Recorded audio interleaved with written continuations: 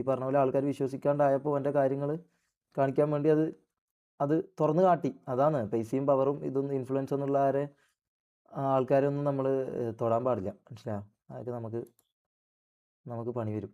നിനക്ക് ചിരി വരുവാടാ. നിങ്ങൾക്ക് അറിയാത്തതുകൊണ്ടാണ് എൻ്റെ വീട്ടിലെ ഇത് എങ്ങനെ മൈൻഡ് എങ്ങനെയാണെന്ന് നിങ്ങൾക്ക് അറിയാത്തതുകൊണ്ടാണ്. ചിരിക്കാനോ കരയാനോ ഉറങ്ങാനോ ഫുഡ് കഴിക്കാനും പോലും പറ്റുന്നില്ല. നിങ്ങൾക്ക് ഇതൊക്കെ എന്തോ എൻ്റർടൈൻമെൻറ്റും പരിപാടിയൊക്കെ ആയിരിക്കും. അപ്പോൾ അനാൻ കരയാൻ പറ്റാത്തതുകൊണ്ട് എങ്ങനെ പറയുന്നത്, സോറി ബ്രോ, അത് പറ്റിപ്പോയി. ഈ പറഞ്ഞ പോലെ അവൻ്റെ ശരിക്കുള്ള ഇത് ആൾക്കാർക്ക് കാണിച്ചു കൊടുക്കാൻ വേണ്ടി അങ്ങനെ ഒരു ഇത് ചെയ്യേണ്ടി വന്നു. അപ്പോൾ ഇനി ജീവനോടുണ്ടെങ്കിൽ അല്ലെങ്കിൽ ജയിലിൽ പോയിട്ടില്ലെങ്കിൽ നമുക്ക് കാണാം.